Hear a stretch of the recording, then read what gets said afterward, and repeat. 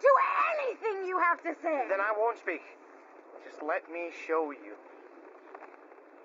Please.